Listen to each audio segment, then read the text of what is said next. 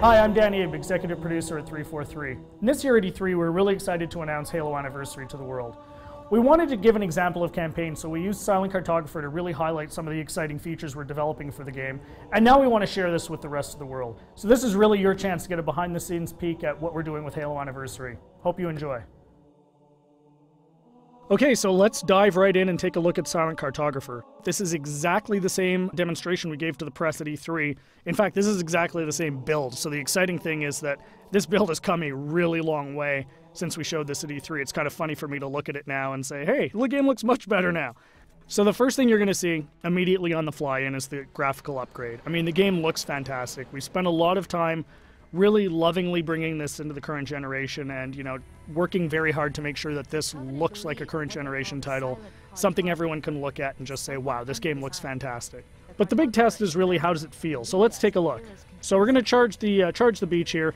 First thing you're going to get a taste of when you pick up this game and start playing is that this plays exactly like the original.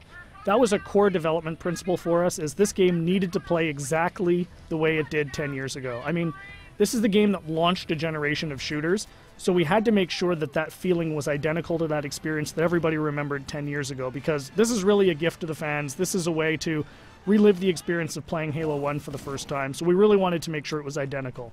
And the way we did that was actually a fun technical trick. We're actually running portions of two engines at the same time.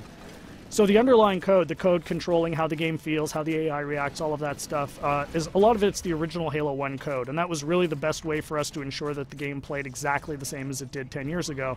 But on top of that, we've layered a new graphics engine that allows us to, you know, make the game look fantastic and look like a current generation title. So it's really a great mix of the two.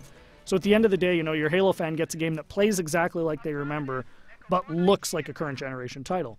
We get some other benefits from this as well. You know, as I said earlier, and I say this all the time, the primary goal for this game is to make sure Halo fans can relive the experience of what it was like to play 10 years ago.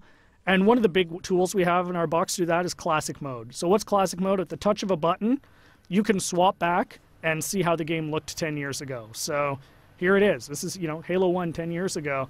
And it's really a magical feature for Halo fans because this just lets you go back in time and see exactly how this game looked 10 years ago. But the fun part is you can come back at any time. So Classic Mode gives you the ability to go back and forth whenever you want at the campaign. So one of the things that's fun to do is get out to a spot like this that, you know, just looks beautiful. You've got the water, the sun reflecting over it, the Halo ring in the background, and say, hey, what did this look like 10 years ago? Touch a button, and there it is, right? I mean, it's really, really, really a lot of fun to go back and forth between the two modes. And this is something I'd personally get the most excited about. And I think, you know, the fans are really going to love it too. This was definitely a big win at E3. As you can see, the other benefits you get from the new version is you've got the splash effects, the dust effects as you get back onto the beach. The game just looks great. The other thing that's fantastic is for the first time, you know, we're going to have co-op over live for the campaign. So you can hop onto the Warthog with a buddy and just plow through this game and, you know, start mowing down grunts and elites and, you know, just team up with a friend. Get on, go, you know, hook up on live and play through the campaign together. And, you know, we think people are really going to love that too. I often say, what would Halo 1 be without the Magnum? And, you know, of course, the Magnum's back. Everyone remembers that fantastically overpowered pistol that just enabled you to walk through and just mow through hordes of enemies. Tremendous amount of fun. So, you know, we're excited to bring that back as well. Again, you know, you can see the game plays exactly the same as it did. Cannot highlight that enough. That was really, really important for us to make sure that this game played the same as it did, because this is really an iconic game. This is the game that convinced a lot of people, myself included, that you could actually have a fun first-person shooter experience on the console. I mean, I was a hardcore PC shooter guy, you know, who said you're never going to make a game on the console that is going to, you know, make me want to play. And this is the game that changed my, you know, my impression of it. And it's the same for millions of Halo fans. And those fans, that's who this game is for. You know, this game is really a labor of love for us here at 343, and we're really excited to be able to present it to you. So there's your sneak peek of Silent Cartographer. Really just the tip of the iceberg. We've got a lot more features we're going to announce as we get closer to launch. Come to Halo Fest at the end of August and see the whole game in action. See you then.